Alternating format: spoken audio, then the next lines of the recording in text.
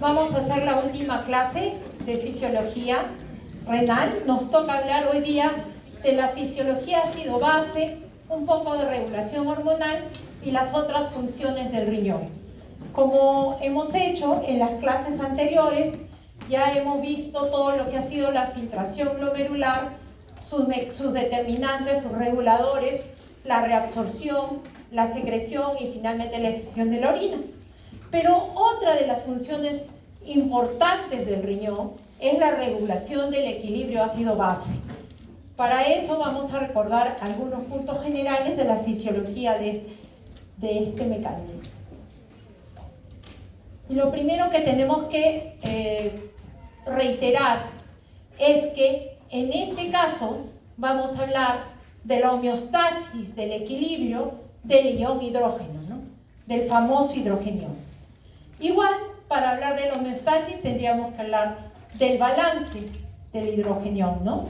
Y entonces ingresos menos producción igual a la eliminación en este caso, ¿no? ¿Qué es lo que va a hacer el riñón? La eliminación de estos hidrogeniones. Entonces lo primero que vamos a decir que la concentración normal de hidrogeniones en nuestro cuerpo es de 40 nanomoles por litro, pero es una cantidad muy pequeña, con 9 ceros delante, y que sería muy difícil de medir. Entonces se ha hecho un acuerdo y la forma de medir la cantidad de hidrogeniones que tiene nuestro organismo es a través de el logaritmo negativo de la concentración de hidrogeniones, que viene a ser el potencial de hidrógeno o el famoso pH, ¿no? Ese es el pH, de ahí nace el pH. Y ese pH normal es entre 7,40 más o menos 0,05, ¿no? Algunas literaturas ponen 0,04, por eso se los he puesto ahí, ¿no? Los cambios y las variaciones, como ustedes se habrán dado cuenta en osmolalidad y en este caso en la acidez que pueda tener nuestro organismo, son muy pequeños, 0,10 a 0,20 en el pH, ¿no? Y en ambas direcciones.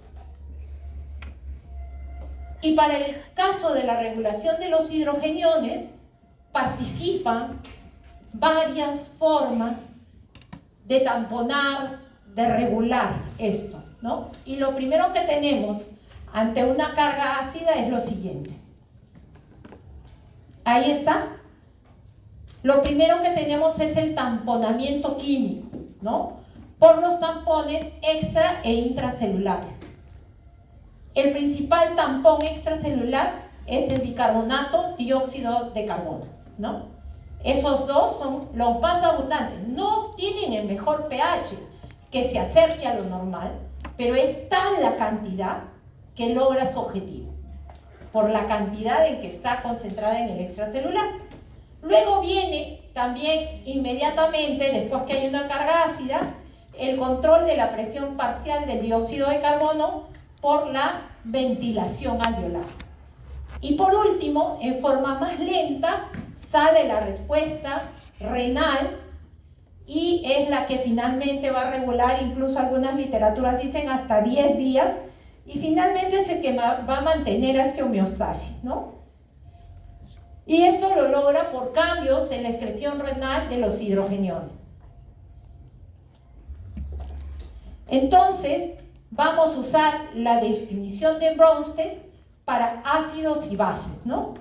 Para Bronsted, un ácido es aquella sustancia que puede donar un hidrogenión. Eso es un ácido. Y una base es la sustancia que puede aceptar un hidrogenión, ¿no? Y van a ser independientes de la carga, así sea positivo o negativo, o sea, si sea anión o catión. Miren, en este caso tenemos el ácido carbónico que se disocia en un bicarbonato y en un hidrogenión, ¿no? Luego tenemos el ácido clorhídrico, un cloro y un hidrogenión, el amoníaco, un amonio en un amoníaco y un hidrogenión, ¿no? Eso es lo que tenemos, que pueden disociarse y van a ceder o aceptar. No me voy a mover de acá, creo. Y como ven ustedes, cuando recibe el hidrógeno es una base. Cuando sustancia que puede donar el hidrógeno es un ácido, ¿no? Y ahí lo tienen ustedes. En esta forma es ácido y en esta forma base. Muy bien, vamos a ver ahora los tipos de ácidos, que son los conceptos para entender, ¿no?, cómo es la fisiología ácido-base. Tenemos los ácidos carbónicos. Los ácidos carbónicos van a resultar del metabolismo de los hidratos de carbono y generalmente van a ser eliminados a través de la vía respiratoria. Esos son los ácidos carbónicos, ¿ya? Más o menos es alrededor de 15.000 milimoles de dióxido de carbono y se elimina por la vía respiratoria. Y luego tenemos los no carbónicos, que son los resultantes del metabolismo de las proteínas, de los aminoácidos, ¿no? Y estos van a tener una oxidación del azufre contenido en los aminoácidos y que va a generar el ácido sulfúrico. Y por esta vía se van a producir 50 a 100 mil equivalentes por día que van a ser eliminados en dos fases. Uno, en combinación con el bicarbonato y tampones intracelulares, y el mayor regulador, la excreción en la orina. El mayor regulador de esa carga ácida de los aminoácidos está a nivel renal. Muy bien, seguimos. Entonces, se van a inferir sobre la fisiología ácido-base varios principios físicos y químicos, ¿no? Y en este caso, la ley de acción de masas nos dice que la velocidad de una reacción es proporcional al producto de las concentraciones de los reactantes, ¿no? Y ahí es Bronsted, otra vez, el que definió que era ácido. En este caso, miren, tenemos el primer ejemplo, el agua, que se puede disociar en un hidrógeno y un hidroxilo. Entonces, la reacción puede ir hacia la derecha o hacia la izquierda. Sabemos que es lo mismo, porque contienen lo mismo, pero según cómo se presenten va a cambiar, ¿no? Entonces, nosotros podemos usar en este caso la constante de disociación iónica, ¿no? Y en eso vamos a tener, por decir, K' igual a K1. Entonces, hidrógeno, hidroxilo. Y abajo, como se une, agua, ¿no? Ese viene a ser el K2. El K1 entre el K2, en teoría, deberían ser lo mismo, porque tienen los mismos elementos, pero la forma como se expresan, en forma disociada, hacen que el movimiento sea hacia ácido o hacia base. Muy bien. Ahora, el principio. ¿Qué cosa hay del pH? Ya hemos dicho, es el logaritmo negativo de la concentración de hidrogeniones, y hemos dicho que la concentración de hidrogeniones es 40 nanomoles por litro, ¿no es cierto? 10 a la menos 9, entonces 40 equivale a 1.6 por 10 a la menos 9, pH es 1.6 menos 9, pH igual 7.4, ¿no? Es como sale la fórmula. Espero que estás ahí. Se mueve todo acá. No puedo, ya. En esa lámina lo más remarcable es que recuerden esta parte. La concentración de hidrogeniones compatible con la vida es entre 16 y 160 nanomoles por litro. Es decir, un pH de 7.80 a 6.80. Si por A o B nuestro paciente en un estado crítico, con falla orgánica multisistémica, cambia y se va por debajo de estos parámetros, va a fallecer, ¿no? Va a morir, porque son incompatibles con la vida. Si bien vimos la ley de acción de masa, también existe otra fórmula para mirar esta reacción, que es la ecuación de Henderson-Hasselbalch. ¿Para qué también nos sirve? Nos sirve para evaluar si los gases arteriales que usamos para medir el estado ácido-base está haciéndose en forma correcta, ¿no? Y aquí se va a ver que el pH es igual a la constante de disociación del ácido, pKa, más el logaritmo de ácido-base, ¿no? En el caso de esto, que es el ácido fosfórico, vemos que se disocia en un hidrógeno y en un fosfato, ¿no? En un difosfato. Este, en teoría, es el más cercano a lo que sería el pH normal, pero es un ácido o una base fuerte. Cuando son fuertes es bien difícil que cedan al otro ion con el que van, ¿no? Son fuertes, lo sujetan muy bien. Entonces ellos no son los mejores para hacer esto, ¿no? Y entonces ahora vamos a hablar de los amortiguadores o buffers, ¿no? Hemos visto un poco de eso ya. Entonces, como les decía, que cuando es un ácido fuerte o una base fuerte, no suele ceder el hidrogenio ni aceptarlo con facilidad. Quien mejor lo hace son los ácidos débiles, ¿no? Que son capaces de tomar o liberar el hidrogenio para que los cambios en la concentración de hidrogeniones sean mínimos, para mantener la homeostasis. Para eso sirven estos ácidos débiles. Acá hay un ejemplo, que es lo que vimos en antes, y los ácidos fuertes son tampones pobres, que es lo que ya les dije, porque están completamente ionizados, están muy adheridos con el otro ion y no lo van a soltar, no lo van a liberar ni lo van a recibir, ¿no? No te permite una unión rápida tanto de recepción como de liberación. Este sistema bicarbonato dióxido de carbono va a ser nuestro principal tampón extracelular, ¿no? Y es el primero que sale ante las variaciones en el pH, ante una carga ácida, como vemos ahí. Y entonces este sistema tiene dos reacciones. Puede ser que se disocien hidrogenión y bicarbonato, y el pK, como el pKa, esta constante de disociación para el ácido es bien pobre. Miren ustedes, 3.57, ni siquiera se acerca al 6.9 que vimos en el otro, ¿sí o no? Entonces, en teoría, no sería tan buen tampón, en teoría, pero en la práctica sí, porque está en una cantidad abundante.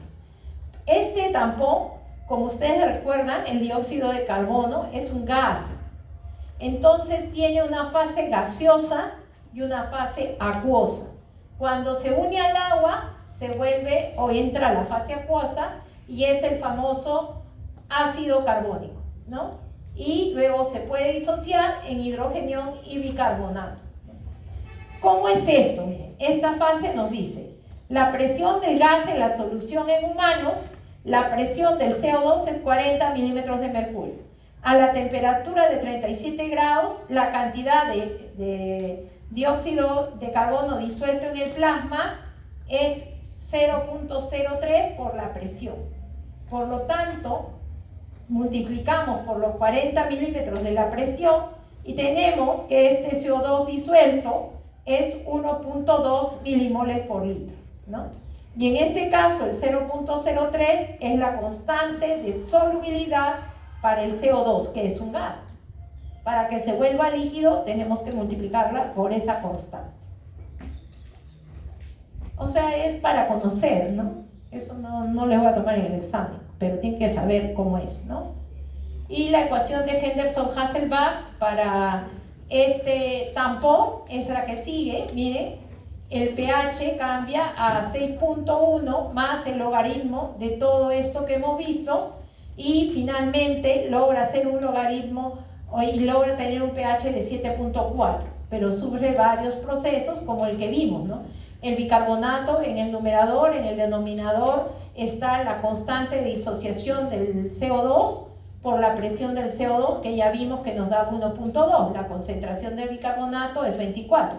Entre 1.2 ya tenemos que es 6.1 más el logaritmo de 20, y este logaritmo de 20 es 1.3, que sumado al 6.1 nos va a dar 7.4. Ahora, los valores normales que tenemos que recordar para el caso de el pH, la concentración del bicarbonato y la presión del CO2. El pH normal está entre 7.35 y 7.45, siendo en la media 7.40, ¿no? Para efectos de los cálculos. Bicarbonato, 24 miliequivalentes más menos 2, o sea, va entre 22 y 26. Y la presión del dióxido de carbono entre 35 y 45 milímetros de mercurio, en la media es 40, ¿no? 40 milímetros de mercurio. Eso es para cuando tengamos que evaluarlos en el contexto de los gases arteriales. Y lo que siempre hemos dicho, y ya en el seminario 7 vimos, que toda evaluación de gases arteriales solo sirve si es en el contexto de un paciente. Si no, es ejercicio matemático. Si no tenemos un cuadro clínico asociado a ese resultado de los gases arteriales, no nos va a servir de mucho. Aquí es un poco para revisar cómo es el contenido de hidrogenión de diferentes líquidos corporales. Ahí lo tiene. La sangre arterial, ya hemos visto 740. La sangre venosa es un poquito más ácida, 7.35. El líquido intersticial también. El líquido intracelular varía, depende qué tejido estamos hablando. Puede ir de 6 a 7.4. El riñón es aquel que tiene la capacidad de tener el pH más ácido que se pueda esperar, ¿no? Lo normal y lo esperable, que no hemos remarcado cuando hemos visto orina, es que la orina es ácida, porque está eliminando toda la carga ácida, y el pH suele estar alrededor de 5, 5.5. Eso es el pH normal de la orina, es una sustancia ácida y estéril. Por eso es que en algunas culturas lo usan como desinfectante, porque tiene urea, y la urea funciona como un desinfectante, y como la orina suele ser estéril, funcionaría como un buen desinfectante, ¿no? Muy bien, seguimos. La orina ahí está, bien ácida, puede cambiar hasta 8, si es verdad, y en realidad el compuesto más ácido que tenemos en el organismo es el ácido clorhídrico, que es parte del estómago, ¿no? El contenido ácido. 0.8, miren el pH.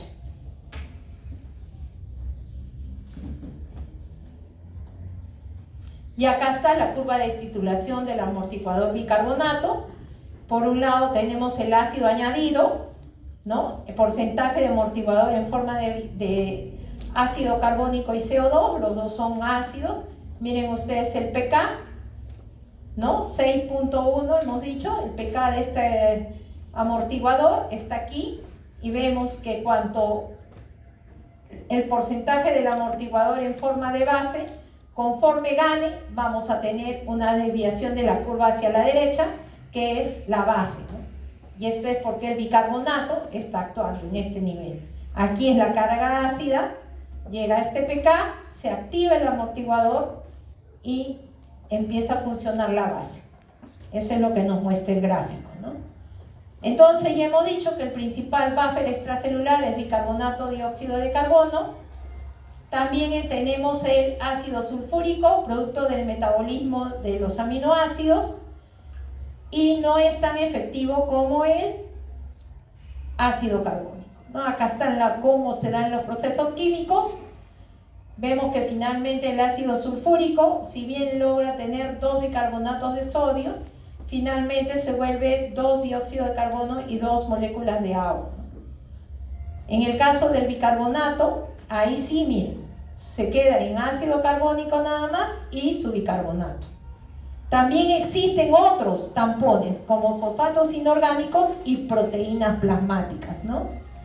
Tenemos especialmente aquí a la hemoglobina y también las proteínas, que son capaces de tamponar a la carga ácida, al hidrógeno. Muy bien, los buffers intracelulares, como vimos en las primeras clases, vimos que el contenido intracelular también tenía proteínas, ¿se acuerdan? Y ahí funcionan como buffers. Después tenemos fosfatos orgánicos e inorgánicos, que básicamente están ¿en dónde? En el hueso. En el hueso, que también van a salir a tamponar si hay una carga ácida. Cuando llega los hidrogeniones, el organismo pone en marcha todos los soldados. Salen primero los buffers extracelulares, enseguida atrás están saliendo los intracelulares. También se ha activado el respiratorio. El único que es más lentito es el riñón, que más o menos empieza a aparecer pasada las 6 horas, ¿no? Empieza poquito a poquito, pero a las 6 horas es el que va a comandar. ¿Por qué? Los dos primeros tampones, el extracelular y el intracelular, se van a agotar en horas. Las 4 horas máximo. El tampón respiratorio, o sea, la ventilación alveolar que ha salido a tamponar, se va a agotar a las 12 horas. Y es ahí cuando ya el riñón está comandando, ¿no? A las 6 horas empezó a salir y ya lidera toda la homeostasis ácido-base. Pero no salen todos al mismo tiempo, ¿no? Eso es lo que... Y bueno, también la hemoglobina que ya les hablé, el hueso, ya ustedes están viendo ahí. Y ellos son los principales tampones intracelulares. ¿Sirven? Claro que sirven. Pero si sigue la injuria, tienen que participar. Entonces, ¿qué cosas tenemos? ¿Por qué hablamos tanto de este equilibrio ácido-base, de la implicancia clínica de tener una carga ácida? Miren, cuando hay una carga ácida, ¿qué va a pasar? Hay liberación del calcio del hueso y la excreción urinaria de calcio.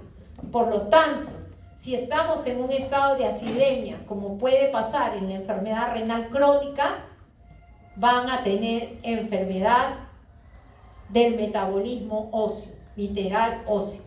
Si esto le da a un niño, está condenado a no crecer y a tener osteomalacia, a ser encorvado, todo, porque te da afección ósea por ese estado de acidemia, ¿no?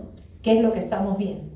¿Puede formarse cálculos de calcio? Claro, pues si está que sale el calcio para tamponar, tratando de tamponar la carga ácida, puede también precipitar si no toma líquido, ¿no?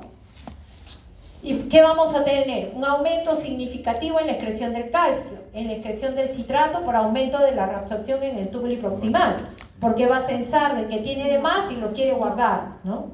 El citrato urinario es un inhibidor de la formación de los cálculos, ¿no? Pero cuando hay afección como esta que es acidemia con acidosis metabólica, probablemente vamos a tener el efecto contrario, ¿no? Y podemos saber que si no hay calcio libre puede precipitar como oxalato, que es otro cristal y que también forma cálculo.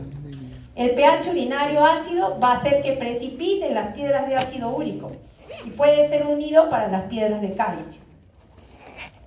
Y ya hemos visto que cuando está saliendo y es permanente la acidemia, podemos tener una salida permanente del calcio con la consiguiente enfermedad metabólico-ósea del enfermo renal crónico.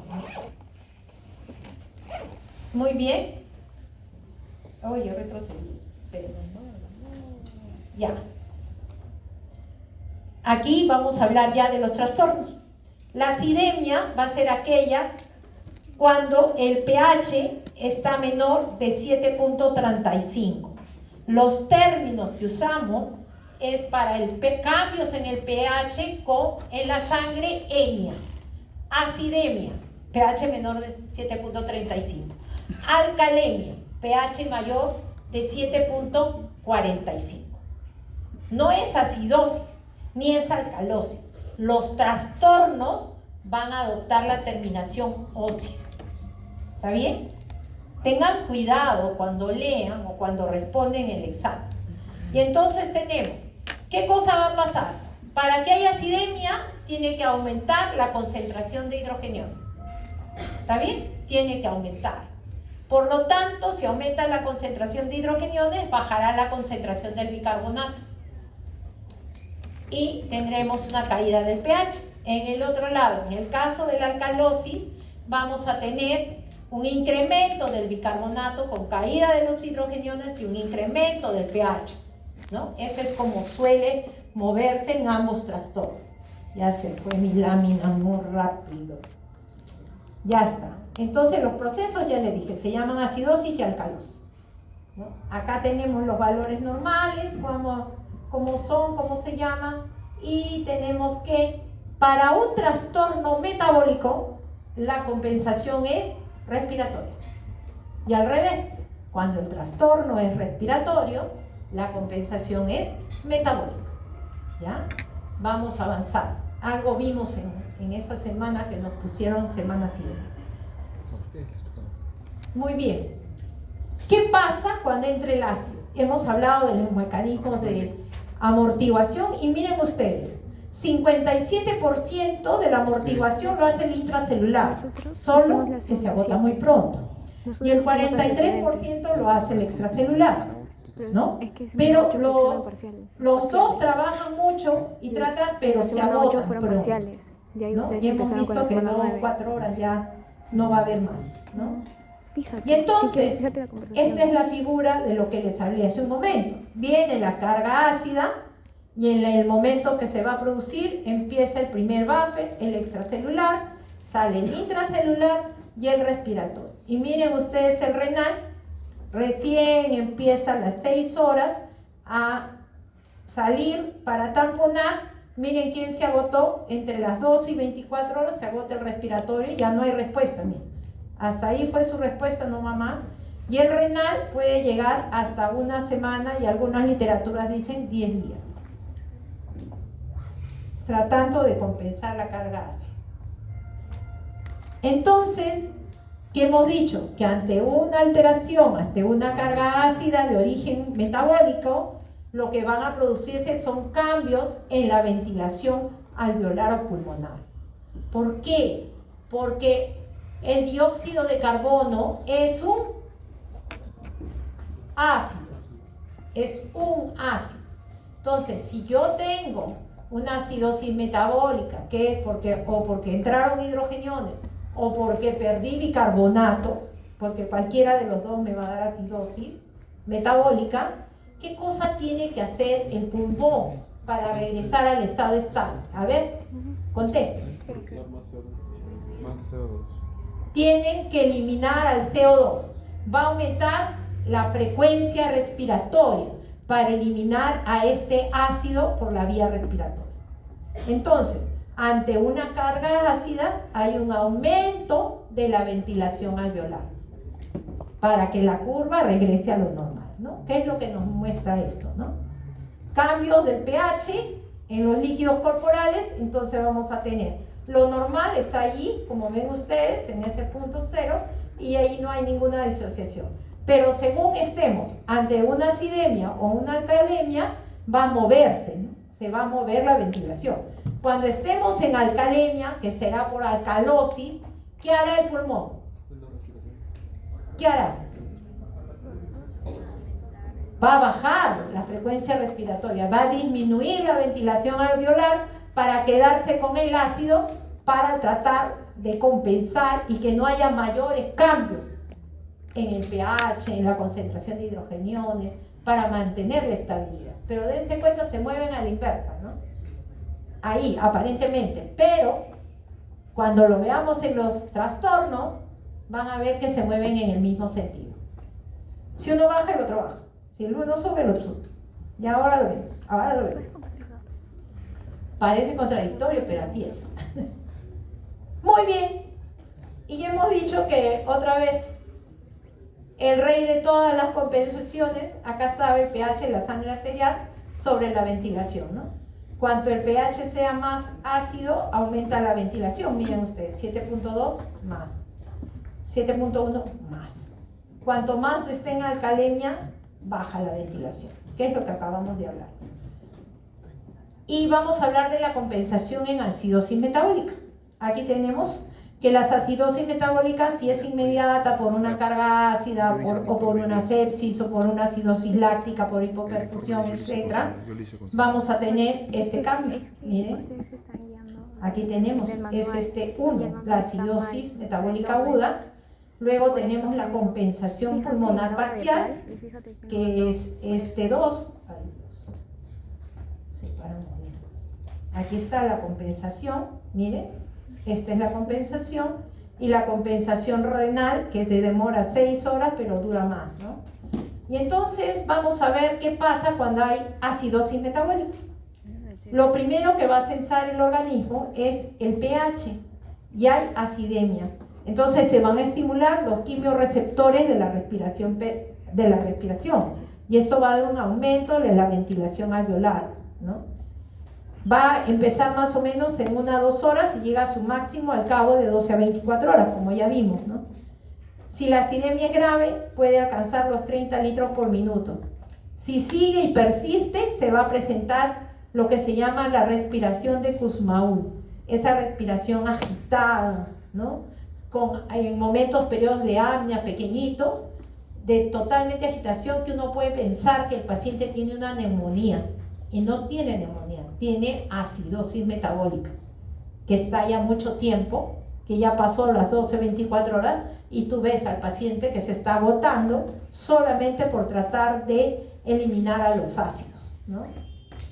En la alcalosis metabólica, que es la parte en gris, es al revés, los quimiorreceptores van a censar y va a haber una disminución de la ventilación que hablamos para retener CO2 y mantener otra vez el pH, ¿no? Eso es el juego ácido-base. Y ahora vamos a ver cómo hace su trabajo el riñón, porque este riñón es el que hace todo el juego por más tiempo, ¿ya? ¿No es cierto? Es el 10 del fútbol, es el que mete el gol, ¿no? Ahí tenemos. Entonces, el riñón tiene básicamente 3 mecanismos para mantener la homeostasis ácido-base. La primera es que diariamente va a eliminar los ácidos no carbónicos,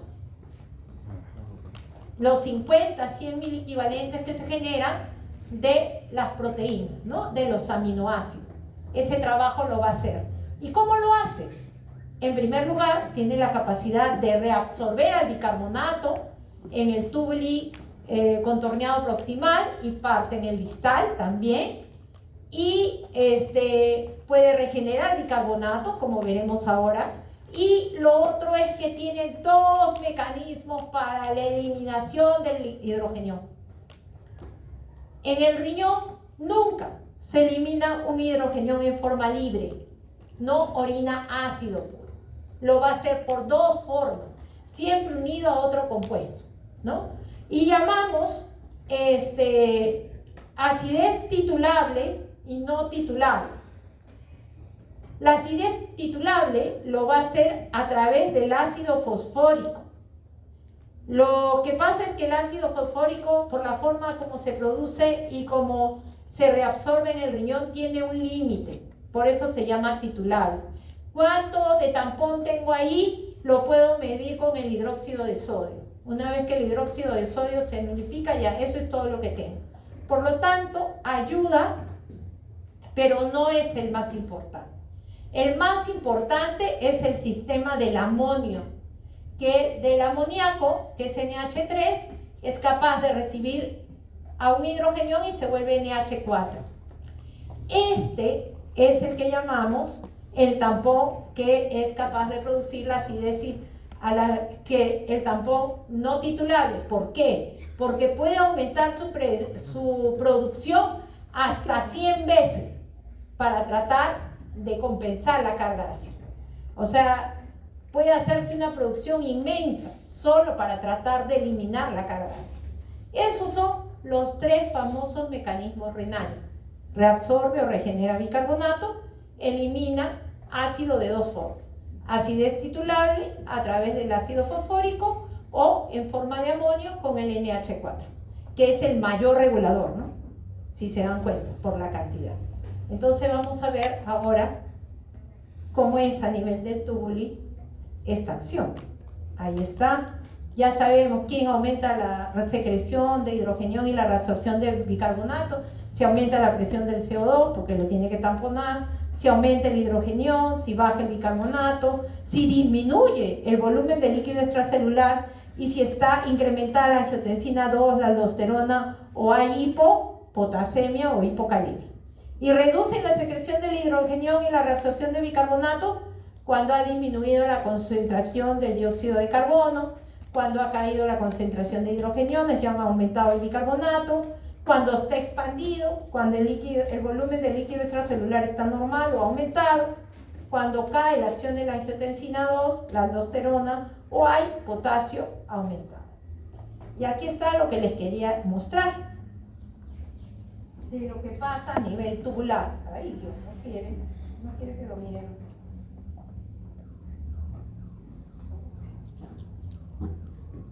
Aquí está. acá tenemos, esta es la luz tubular, viene el bicarbonato filtrado, y el bicarbonato filtrado va a necesitar una enzima. La anidrasa carbónica la va a disociar en una molécula de agua y una de dióxido de carbono.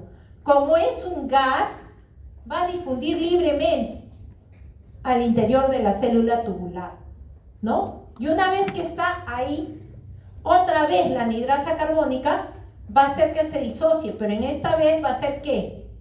Que se forme primero el ácido carbónico y luego lo disocie en un hidrógeno y un bicarbonato. El bicarbonato va a ser absorbido hacia el capilar peritubular, como ven acá, ¿no? Y el hidrógeno, a través de un cotransportador sodio-hidrógeno, va a ir otra vez hacia la luz tubular. Y acá, en esta luz tubular, se puede unir al ácido fosfórico, o sea, al óxido fosfórico o al amoníaco. Y de esa forma se hace el compuesto, como va a ser eliminado el hidrógeno en la orina. Recuerden, no se elimina hidrógeno solo, va a ir como amoníaco o como ácido difosfórico. Amonio o ácido difosfórico. Bien, eso es lo que pasa en alcalosis, en acidosis metabólica. Ahora veamos en alcalosis. En alcalosis sucede justamente lo contrario. Miren ustedes acá en el segundo, también vamos a tener que viene el bicarbonato, pero está sensando que tenemos bicarbonato de más. Hay un incremento del bicarbonato, si no, no sería alcalosis. Y entonces hay un cotransportador clorobicarbonato. ¿Y qué va a hacer? Desde el capilar peritubular, el intersticio, va a secretarse el bicarbonato hacia la luz tubular para que se vaya en el ultrafiltrado y finalmente en la orina, ¿no?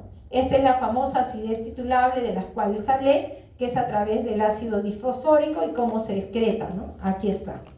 Y es igual, o sea, luego la amoniagénesis, que es el principal mecanismo para la excreción de la carga ácida, ¿no? Ya les dije, ¿de dónde nace generalmente el amoníaco? Del metabolismo de la glutamina filtrada. Como ven ustedes acá, es reabsorbida y aquí se disocia en un bicarbonato y un amonio, ¿no? Que puede salir libremente así hacia el extremo ascendente grueso de la CGL, o sencillamente vamos a tener que va a haber un amoníaco. Este amoníaco se va a unir al hidrógeno, formar NH4, se ve en la orina, o también puede reabsorberse, o sea, hacia el intersticio en forma de NH4. Tiene cotransportadores, como ven ustedes acá, sodio, amoníaco, ¿no? Acá igual sodio, hidrogenio, y entonces se forma el NH4. Y también hay a nivel distal, esta regulación se va a hacer con consumo de energía. Si bien en el lado proximal hay una reabsorción, como vimos, que no, la energía era dada por la bomba de sodio-potasio ATPasa o la bomba sodio-hidrogenio, que esas sí están en el lado vasolateral, al lado del intersticio, y van a favorecer que haya cotransportadores en la luz tubular. Pero en el caso del tubulidistal, sí va a hacerse con consumo de energía a ambos lados, tanto en la luz tubular como en el lado vasolateral o el lado del capilar peritubular, intersticial, etc., ¿no? Allí sí, en ese segmento, y va a participar aldosterona. Cuando hay una acidosis metabólica, así como vimos el mecanismo con el sodio, va a haber reabsorción de sodio, pero en vez de secretar potasio, va a secretar hidrógeno para que se vuelva o ácido difosfórico o amonio. Porque acuérdense que se tiene que unir con cualquiera de ellos, no sale como hidrógeno libre, siempre sale en forma de una molécula en la parte renal. Eso hay que recordar. Muy bien, entonces ya más o menos entendimos el principio general. La alcalosis metabólica, ya sabemos, es el aumento de la concentración del bicarbonato plasmático por encima de 26 miliequivalentes por litro, con un incremento del pH mayor de 7.45 y con un incremento del CO2, porque va a tratar de que haya más ácido, y por eso les decía que en los trastornos es que se ve que se mueven en el mismo sentido. Si sube el bicarbonato, sube el PCO2. Si baja el bicarbonato, baja el PCO2.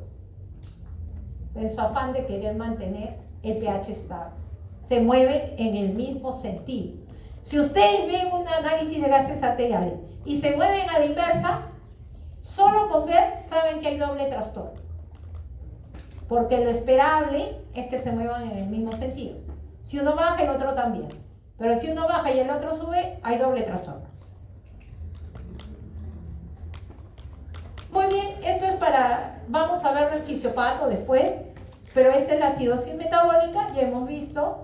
Entonces vemos que hay una caída de la concentración del bicarbonato y vamos a ver que hay un incremento de la ventilación alveolar para que pueda compensarse. Las causas pueden ser diversas, como diarrea, vómito de contenido intestinal, puede ser por la formación de ácidos de procedencia endógena, como lo que puede ser el ácido láctico o los cetoácidos, el beta-hidroxibutirato, que se produce en cetoacidosis diabética o también en cetoacidosis alcohólica, ¿no? Vamos a tener producción exógena y endógena de ácido, ¿no? Y pérdida de bicarbonato a nivel renal o a nivel gastrointestinal. Así funciona. Entonces ya sabemos, se van a estimular los quimiorreceptores para que aumenten la ventilación alveolar. Y de esa manera tratan de restituir el pH y luego el riñón va a tener que participar para tratar de compensar. Y como ven ustedes aquí en la flechita, eliminando la carga ácida en forma de amonio o reabsorbiendo bicarbonato. ¿Y qué pasa en la alcalosis metabólica? Lo contrario, aumenta la concentración de bicarbonato, aumenta el pH, aumenta la presión del CO2, igual se va a estimular a los quimiorreceptores, puede ser por ingestión de fármacos alcalinos, laxantes especialmente, diuréticos, vómito de contenido gástrico porque pierde el ácido clorhídrico, ¿no? Y entonces, cuando está muy alterada, cuando hay un estado de hipoperfusión con shock o hipotensión arterial, se activa sistema renina-angiotensina-aldosterona. Y así como hablamos que reabsorbía sodio, agua, cloro, no reabsorbe solo eso, reabsorbe todo lo que esté en el filtrado. Sino que para que podamos entender, lo hacemos por pedacitos. Pero en realidad reabsorbe todo, incluido bicarbonato, ¿no? Entonces, en un estado de hipoperfusión, lo esperable como respuesta normal es que nuestro paciente tenga alcalosis metabólica. Esa es la primera respuesta, tratarlo de reabsorber todo para regresar a tener buena presión. Esa es la respuesta normal. Y está influenciada por renina-angiotensina-aldosterona. ¿Ya? Y a nivel renal, como ven acá, también va a producirse lo mismo, y lo que va a hacer en este caso es tratar de retener al hidrógeno y va a secretar, va a eliminar al bicarbonato para regresar al estado estable. Acá lo que nos muestran en la imagen es la acción de los diuréticos de ASA que actúan en las bombas sodio-potasio 2-cloro, ¿no? Que está en el lado tubular, aquí está el bordecito de la célula tubular, y es ahí donde va a actuar para que elimine líquido y no se reabsorba cualquiera de estos iones. Y esto es algo que deben tener para siempre. Estos son la tabla de las compensaciones esperables en los trastornos ácido-base, ¿no? Los disturbios ácido-base tienen esta compensación. Si hay acidosis metabólica, lo que vamos a esperar que la respuesta compensatoria sea una disminución de la presión del CO2 de 1.2 milímetros de mercurio, ¿no? Por cada miliequivalente de bicarbonato que disminuye, la presión del CO2 debe caer 1.2 milímetros de mercurio. Eso es acidosis metabólica. Si estamos hablando de alcalosis metabólica, por cada miliequivalente de bicarbonato que se incrementa, la presión del CO2 debe aumentar 0.7 milímetros de mercurio. ¿Ya? En el caso de los trastornos respiratorios, como ya lo vieron antes en la semana 7, estos pueden ser agudos o crónicos y las compensaciones van a ser de acuerdo a ello. Si es un trastorno agudo, tenemos lo siguiente: en acidosis respiratoria aguda, por cada 10 milímetros de mercurio que aumenta la presión del CO2, el bicarbonato aumentará 1 miliequivalente. Uno nada.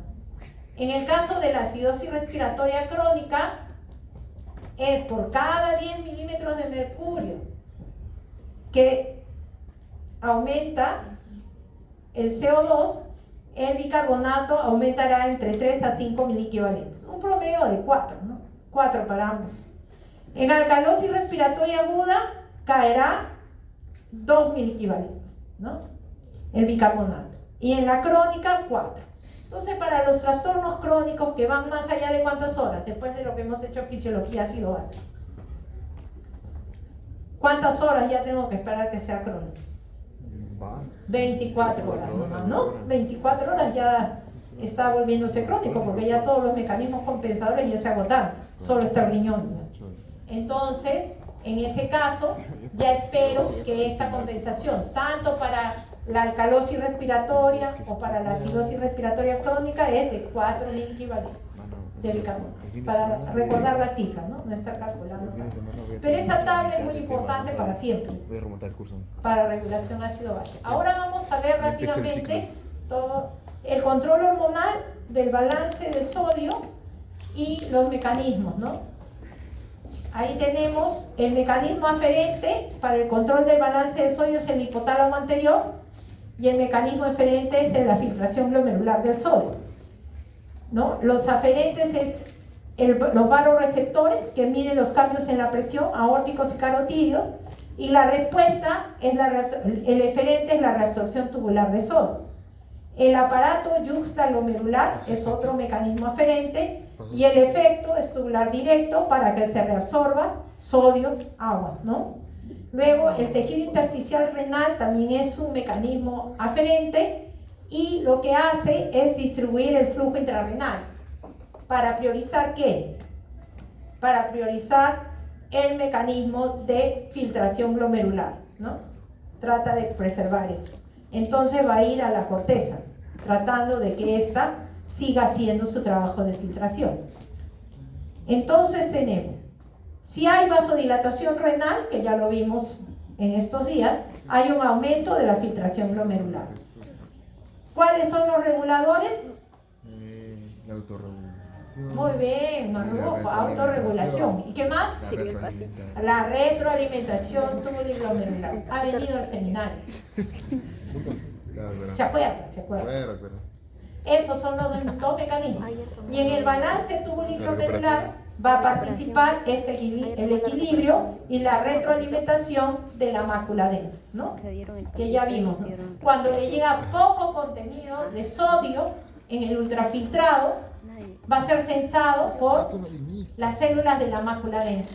Y estas células de la mácula densa van a mandar a que se reabsorba sodio, agua, cloro en todos los segmentos tubulares, especialmente en el proximal. Y a su vez va a estimular a las células yuxtaglomerulares de la arteriola aferente para producir la renina.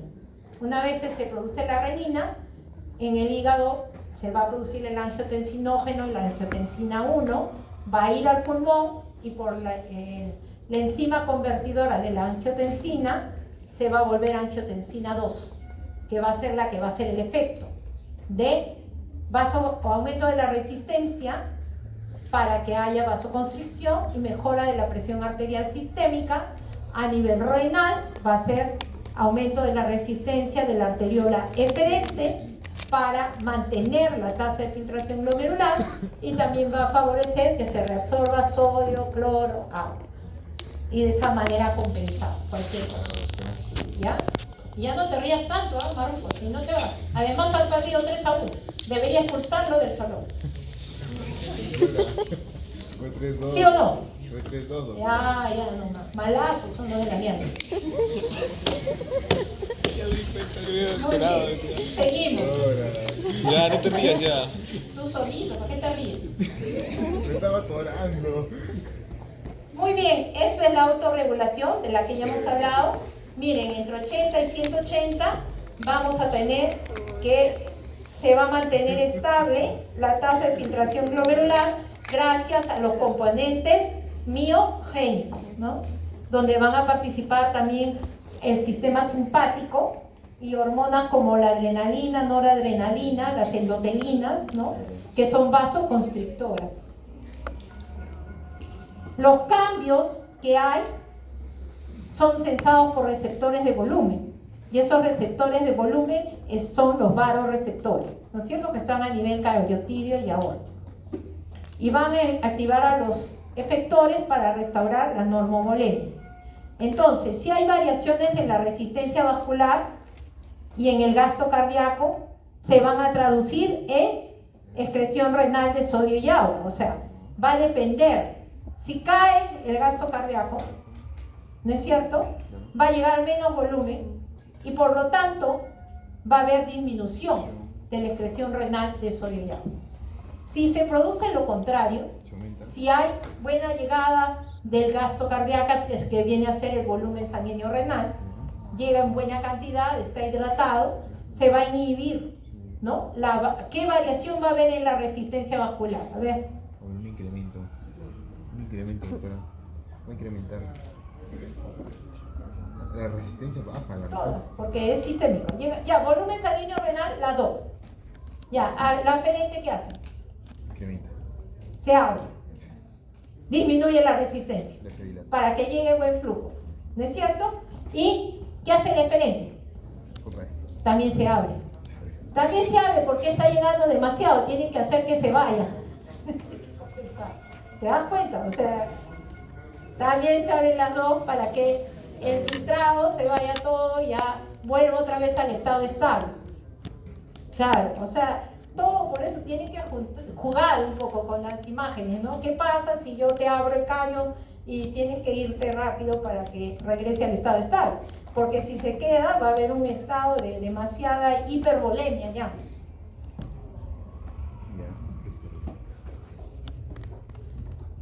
Muy bien, el volumen circulante efectivo, ya hemos hablado de ese concepto, no se mide, viene a ser el contenido de sangre que está en las arterias para perfundir a los tejidos.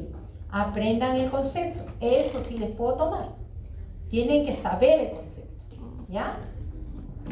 Y generalmente varía directamente con el volumen del extracelular, porque obvio, es arteria, es sangre, es volumen sanguíneo, ¿no? Entonces, si eso varía así, también va a estar determinado por el contenido corporal del sodio.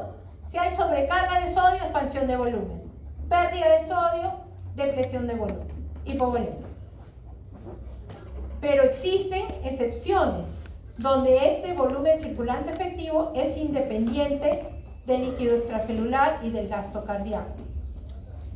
Cuando falla el corazón, insuficiencia cardíaca congestiva, o cuando tengo circulación esplácnica de otro tipo, como sucede en cirrosis hepática. Ahí se quiebra esa norma, ¿no? Ahí no van de la mano. Muy bien.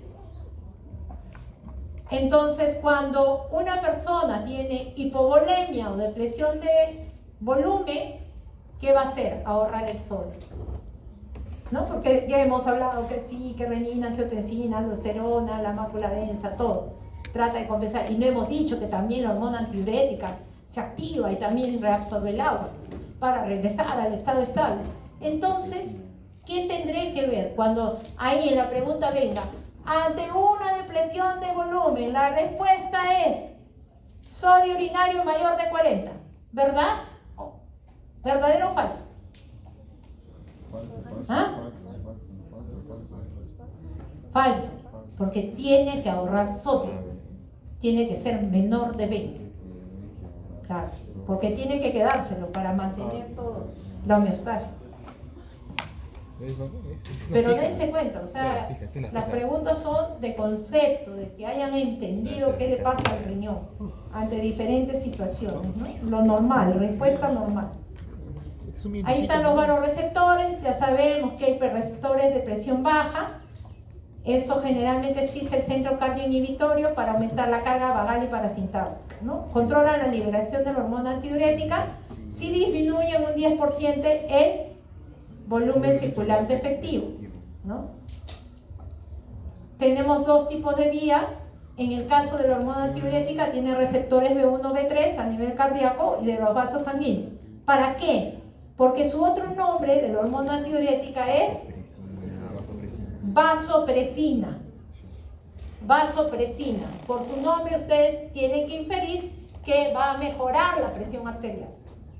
¿Por qué? Porque produce vasoconstricción para mantener la presión arterial, ¿no? Y esos receptores están a ese nivel que hemos dicho, ¿no? En el endotelio y en el nivel cardíaco. Muy bien. Respuesta a la disminución del volumen circulante efectivo, se activan los vasoreceptores, que son los sensores, tanto de alta como baja presión, van a actuar sobre el centro cardiovascular en el sistema nervioso central, y aquí ¿qué va a haber? Aumento de la producción de hormona antidiurética, disminución de la actividad sistémica del nervio parasimpático y aumento del simpático, ¿no? Para tratar de producir vasoconstricción y aumentar el gasto cardíaco. ¿Qué va a pasar a nivel renal? Si esto cae la tasa de filtración glomerular, aumenta la reabsorción tubular de sodio. Producto final, que vimos en antes, disminuye la excreción renal de sodio. Ahora nos vamos al otro extremo, porque estamos hablando de regulación. Siempre hemos hablado de la depresión. Ahora hablamos del lado en cuando está aumentado el líquido extracelular o el volumen circulante efectivo. ¿Qué va a pasar ahí? Los receptores, los vasoreceptores que están en la aurícula lo van a sensar. Y entonces ellos van a decir, no, ahora tengo que mandar a otro soldado. Y manda al péptido atrial natriurético. Y este péptido atrial natriurético va a producir a nivel cardiovascular vasodilatación. Baja la presión. Luego, a nivel renal y endocrino, disminuye la producción de la renina, angiotensina aldosterona, ¿no? Cae, lo inhibe, ya no se produce. Y tampoco se produce la hormona antidiurética. De tal forma que cualquier exceso se elimina en la orina. Es lo que hace. Para ambos estados vamos a tener una respuesta. Y a nivel renal, como vimos, que disminuía la resistencia, aumenta la tasa de filtración glomerular, llega un montón de sodio y cloro y agua a la mácula densa y dice, uy, hay de más, hay que botar todo, y la saca. ¿Y cuál es el resultado final? Aumento de la excreción renal de sodio. ¿Ya? Los dos extremos. Como ven, todo el sistema se regula con el sodio. Muy bien, esto es, ya la conocen, sistema renina angiotensina aldosterona, ya hemos hablado de ellos hace ya bastante rato. Y bueno, este es un gráfico para que lo tengan, ya no vamos a repetir. Entonces, ya hemos visto acciones de angiotensina 2, vasoconstricción arteriolar y aumenta la presión arterial sistémica, ya lo hemos dicho. Se produce reabsorción tubular de sodio y expansión del volumen. Dos mecanismos. Acción directa en el túbulo proximal, aumenta la reabsorción, y liberación incrementada de aldosterona, que reabsorbe sodio en el túbulo distal y colector. Ya está, respuesta, no hay más. Regula la filtración glomerular, hay vasoconstricción del arteriol deferente y menor grado de la aferente, aumenta la presión intraglomerular y trata de preservar la tasa de filtración glomerular. ¿Cómo se regula la secreción de renina? Con la ingesta de sal. Si es aumentada, expande el volumen y disminuye la renina. Lo contrario ocurre con una ingesta baja de sal. Ahí lo tienen. Entonces, ahí tenemos. Controlador más potente de la excreción del sodio, el aumento o disminución de la angiotensina 2, que se relaciona con la presión arterial. Aldosterona, ya sabemos más o menos, se produce en la glándula suprarrenal, en la zona glomerulosa, actúa en la nefrona distal, especialmente en las células principales del túbulo y colector cortical. Ya sabemos que reabsorbe cloruro de sodio y secreta potasio. Ya hemos hablado de esos canales, tanto el canal epitelial del sodio, que es este, como el RONCA o el canal epitelial del potasio, ¿no? El ronca.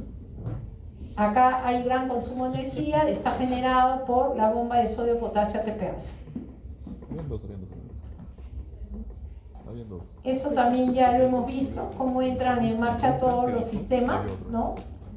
Cómo tratan de mantener el equilibrio, la homeostasis, haciendo cambios a todo nivel, ¿no? A nivel sistémico y a nivel renal. La hormona antidiurética ya la vimos, ¿no? Se libera por... ¿Quién libera la hormona antidiurética? Tiene dos mecanismos de liberación. Estímulos hemodinámicos. ¿Ah? Los receptores.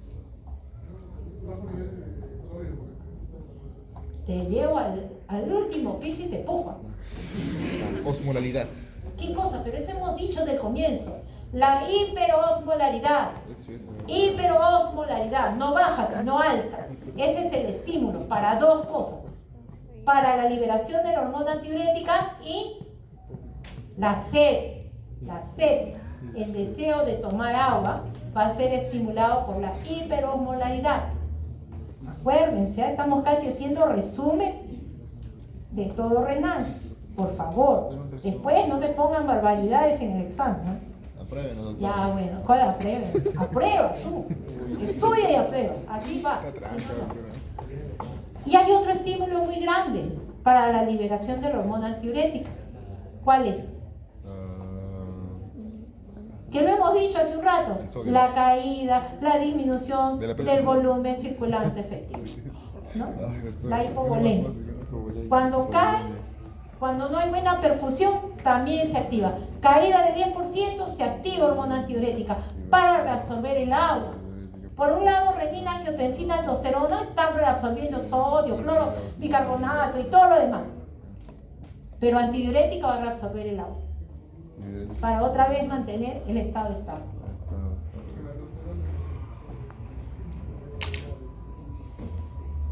Y ahí está, miren, estímulos no hemodinámicos y estímulos hemodinámicos.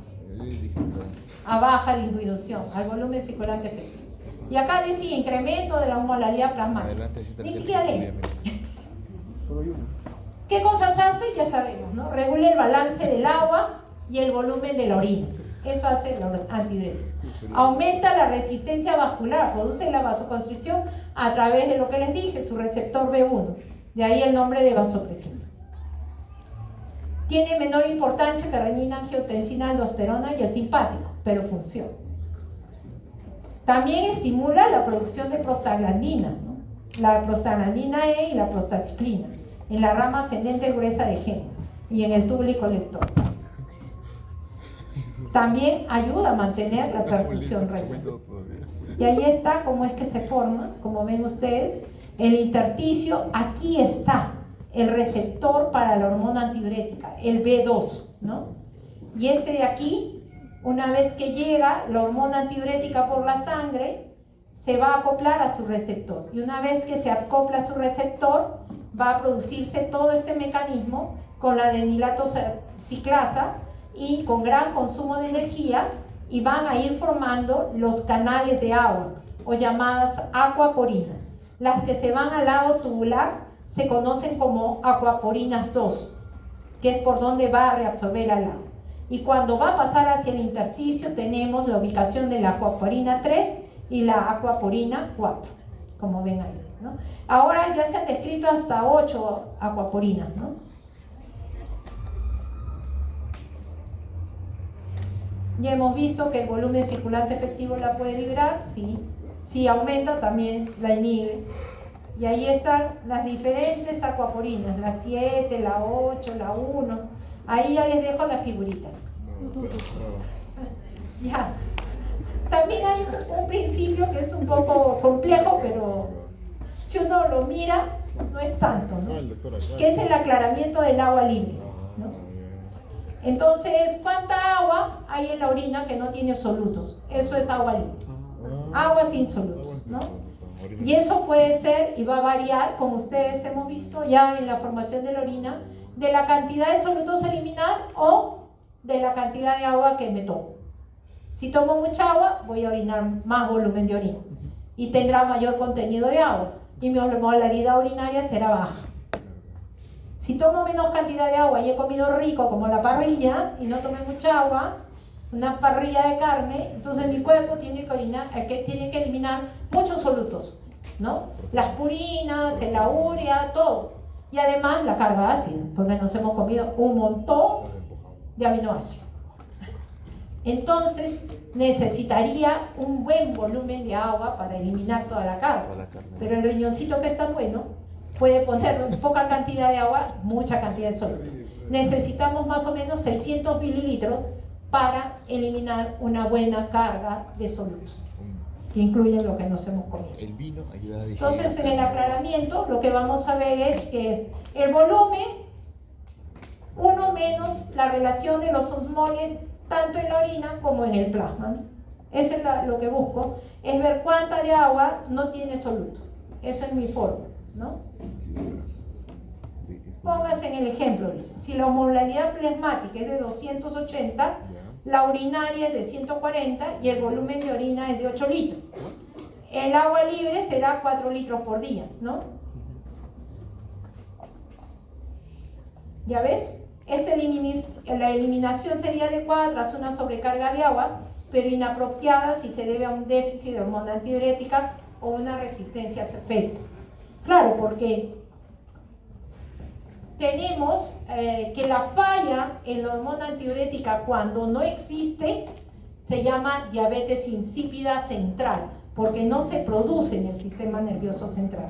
Pero existe la otra diabetes insípida nefrogénica, que quiere decir que no se acopla a su receptor, al B2. Está circulando en cantidades normales, pero no logra acoplarse al B2 y hacer su trabajo de reabsorber el agua, ¿no? Entonces hay dos tipos de diabetes insípida. ¿Qué es lo que nos dice ahí? Muy bien, seguimos. El frío es mental. El frío es mental. Cuando aumenta el volumen, ya hemos visto, se suprime todo, ¿no? Se reduce la reabsorción tubular de sodio, suprime renina-angiotensina, la presión, etc., ¿no? Eso ya lo hemos visto también. Vino tarde. Si disminuye el volumen sanguíneo, disminuye la presión arterial. Se ponen en marcha los factores nerviosos y hormonales para reparar o regresar al estado estable, ¿no es cierto? Retención de sodio, de agua en los riñones para regresar al estado estable. En cambio, si estás bien hidratado, con sobrehidratación, para todo. Ya no se reabsorbe a nivel del túbulo el sodio, se suprime angiotensina, el estímulo de los sistemas natriuréticos, en especial del péptido atrial natriurético, para eliminar al sodio y al agua, ¿no? Y cuando hay incrementos en la presión arterial causados por expansión de volumen o por ingestión de sodio y la presión ha subido, ¿qué hace? ¿Qué hace? Lo que se llama natriuresis por presión. Eliminación del sodio ante una subida de la presión arterial de estas causas. Y ahora entramos a la función hormonal del riñón, que uno de sus mayores exponentes es la producción de la eritropoyetina, ¿no? Se dice que es a nivel de las células mesangiales, exactamente no se ha precisado el lugar, pero se produce en el riñón, ¿no? También en algunos otros sistemas, pero en el sistema endotelial, pero muy pequeña cantidad. Entonces, el estímulo más importante para la secreción de la eritropoyetina es la hipoxemia, la hipoxia, que baje, que haya una disminución del oxígeno y que esto va a estimular que el riñón secrete la eritropoyetina. Esta eritropoyetina va a ir a actuar sobre la médula ósea, sobre la célula madre, sobre los eritroblastos, para favorecer la producción de glóbulos rojos, ¿no? Por eso es que los pacientes renales crónicos tienen anemia. porque no les ha disminuido la producción de eritropoyetina. El paciente renal crónico tiene anemia y hay que reponerle la eritropoyetina, que es una de las funciones hormonales del riñón, pero no es la única. Luego tenemos la hidroxilación de la vitamina D, ¿no? La vitamina D, para que cumpla su acción, tiene que ser hidroxilada en el riñón. Tiene dos hidroxilaciones, ¿no? En el hígado y en el riñón. Pero para que sea activa, tiene que activar el riñón. Por eso es que, además de lo que vimos en acidemia, que se producía la salida del calcio del hueso, también tenemos este problema. El riñón no hidroxila a la vitamina D. Por lo tanto, no hay reabsorción de calcio. La paratormona se produce en demasía. ¿Por qué? Porque quiere que se produzca la reabsorción del calcio y como no tiene una respuesta, sigue produciéndose y se produce un hiperparatiroidismo secundario, ¿no? Y como se mueven a la inversa, cuando comes rico, con mucha proteína, también vas a producir fosfatos. Entonces vas a tener un fósforo aumentado, un calcio bajo y un aumento de la paratormona, más la acidemia, huesos hasta el 100 de los pacientes renales. Eso es lo que pasa. Por eso se encorvan o bajan de talla, los niñitos no crecen. Y en los niños habría que usar también hormona de crecimiento, ¿no? Entonces tenemos varias formas. Ustedes ven ahí la luz solar, que también tiene que ver con el ergocalciferol, especialmente, porque de esa forma nosotros ingerimos la vitamina D en los alimentos, ¿no? Pero esa no es la forma activa. Tenemos la fuente, pero necesitamos que pase. Entonces va a pasar primero por las hidroxilaciones que les digo, ¿no? A través de el hígado y el riñón. Y aquí es donde ya se hidroxila en el carbono 1 y 25, ¿no? Y es la forma activa, ¿no? Por eso se llama, su nombre es calcitriol o dihidrocolecalciferol, de dos hidroxilaciones, ¿no? Calcitriol o dihidrocolecalciferol. ¿Y qué van a hacer? Aumenta la reabsorción intestinal de calcio, aumenta la reabsorción a nivel tubular del calcio mediado y con eso mejora la reabsorción ósea del hueso, ¿no? Para que sea fuerte, porque cuando no, ya vimos, en acidemia va a haber resorción, salida de calcio del hueso, osteoporosis, osteopenia, todo lo que quieran. Y esa es su función del riñón. Sin ellos, nuestros huesitos andarían mal, ¿no? Y eso sería todo por ahora.